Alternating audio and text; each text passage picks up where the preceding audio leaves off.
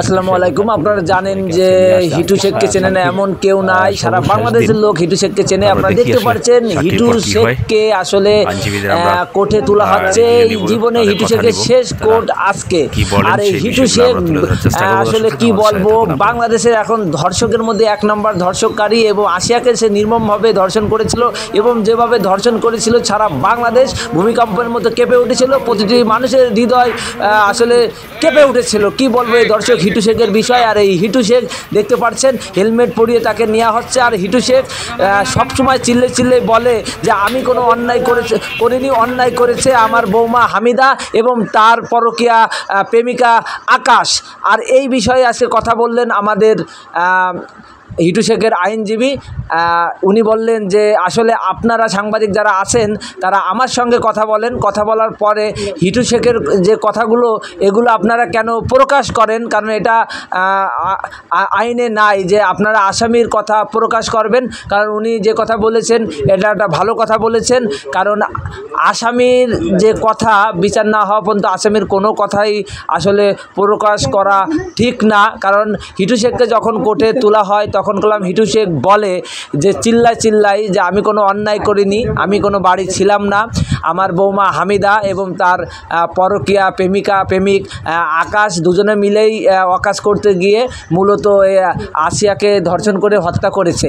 কিন্তু এটা আসামি বলবেই বাঁচার জন্য, এটা স্বাভাবিক, কারণ এই হত্যা সম্পূর্ণ হিটু শেখই করেছে, কিন্তু মূলত সে বাঁচার জন্য এখন অনেক বাহানা করছে। কিন্তু আসলে মূলত আমরা যারা আসলে ভিডিও আসলে কাজ করি তারা আসলে আমাদের ক্যামেরা সবসময় অন থাকে, কিন্তু মূলত এখন যদি হিটু শেখ চিল্লাই বলে সেটা তো আমরা প্রকাশ করতে বাধ্য, কারণ তার মনের ভাব সে প্রকাশ করছে, সেটা আমরা বন্ধ করতে পারি না। কারণ আসামিরও একটা মনের ভাব আছে, যার ভিতরে কিছু আছে, সেটা সত্য হতে পারে, এর জন্যই আমরা হয়তো সেটা প্রকাশ করেছি। কিন্তু আমাদের আইনজীবী বলছে যে আপনারা আমাকে ভিডিও করেন, আমি যে কথা বলি আমার কথা শেষে আমরা আসামির কথা ওটা আবার ফেসবুক ইউটিউবে ছাড়েন, এটা ঠিক না।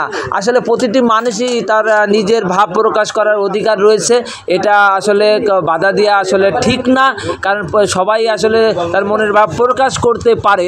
কিন্তু মেন কথা হলো কি, অন্যায় যে করেছে তার বিচার হবেই হবে, এর কোনো মাপ নাই।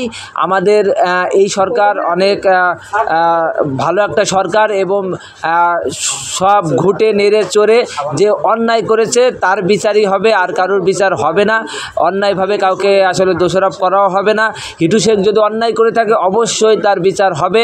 আজকে শেষ আসলে হিটু শেখের যে সাক্ষী ছিল সবাই সাক্ষী দেওয়া হয়ে গেছে, আর কোনো সাক্ষী নাই।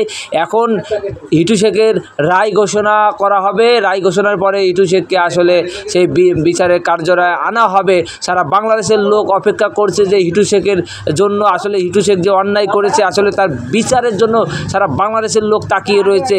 হিটু শেখকে এমনভাবে শাস্তি দেওয়া হোক যাতে আর কোনো দিন কোনো মা বোনের আসলে কেউ ক্ষতি না করতে পারে।